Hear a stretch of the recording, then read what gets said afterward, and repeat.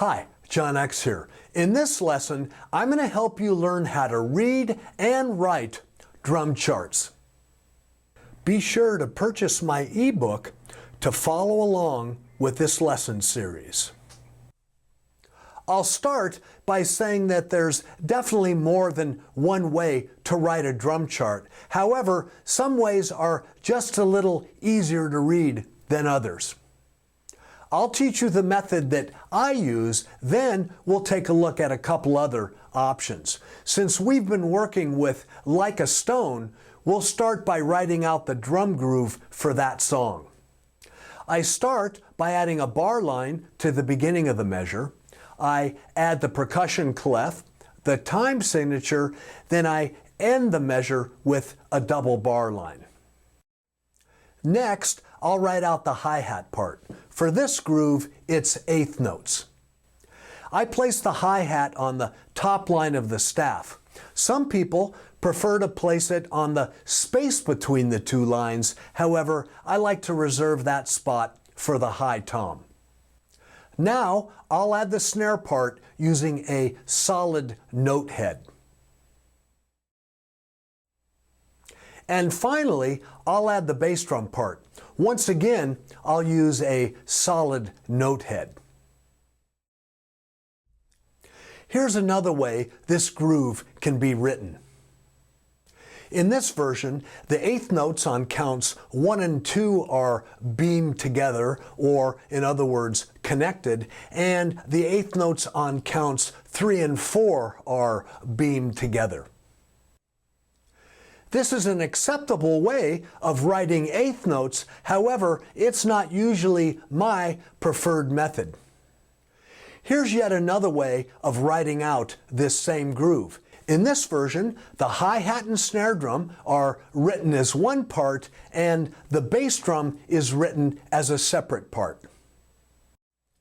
To me, this method could sometimes make it more difficult to see how the different parts of the groove line up. Once again, it's acceptable, however, it's not the way I prefer to write things.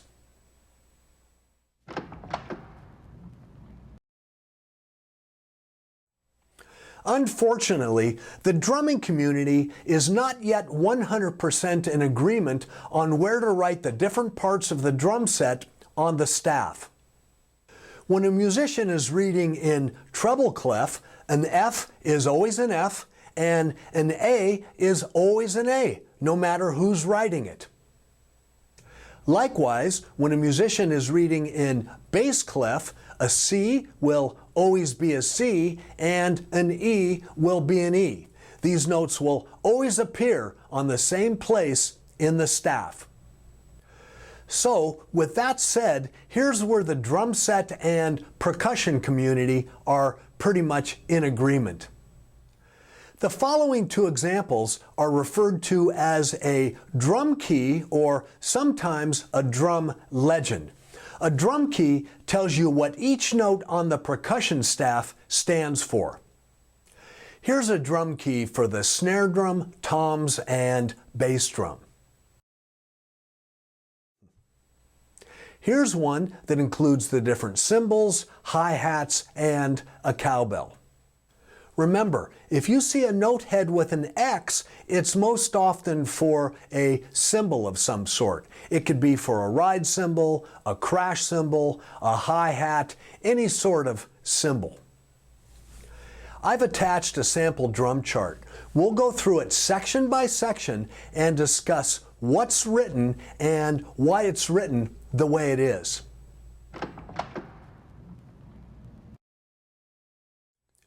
The chart starts with the 4-bar intro. A simple rock groove is written using slashed hi-hats. This is a term used to tell the drummer to keep the foot pressure on the hi-hat pedal very loose so that the hi-hat cymbals have a sloppy or a slashed sound. The groove is written out in the first measure. Then a repeat sign is written in measure 2. This tells you to repeat what was played in the previous measure. A repeat sign is also written in measure 3.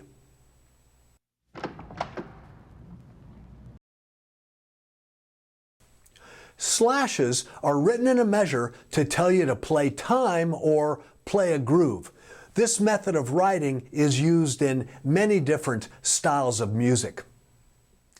The last measure of the intro has 3 slashes and a fill written out. This tells you to play 3 beats of the groove followed by a fill starting on the 4th beat of the measure. Notice that there's a double bar line written at the end of the last measure of the intro. Double bar lines are used to signify the end of a song section.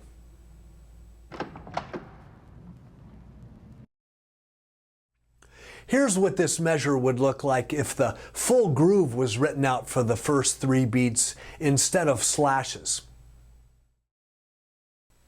Compare this version to the one using slashes. Slashes will save you a lot of time when writing charts, and for me, they make the chart much easier to follow. Remember, you're not creating a transcription. You're simply creating a drum chart that'll tell you where you are in a song and what to play.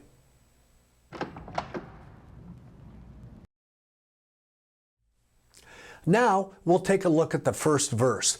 There are a few different things I would like to discuss in this section. Let's start with the first bar. Notice that it has the same groove written as the intro, however, this time it's played using tight hi-hats instead of slashed hi-hats. To get a tight hi-hat sound, simply apply more foot pressure on the hi-hat pedal. Tight hats are typically used for softer sections of a song. Also, notice that the first note of the measure is played using a crash cymbal and bass drum. Your right or lead hand will move to the hi-hat on the and or 2nd eighth note of beat 1. In bar 4, you'll notice the number 4 in parentheses on top of the bar. This simply tells you that this is the 4th bar of the section. It does not say to repeat the previous 4 bars.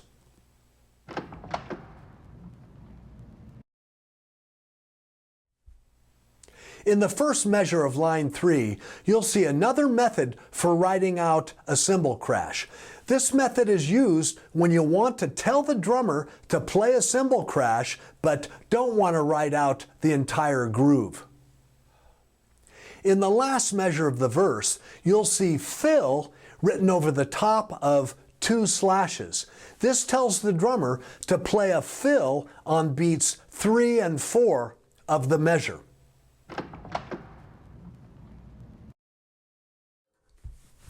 Well, that wraps up this lesson. I sure hope you enjoyed it. Stay tuned for the next lesson in this series. I'll see you again soon. Bye now. It's your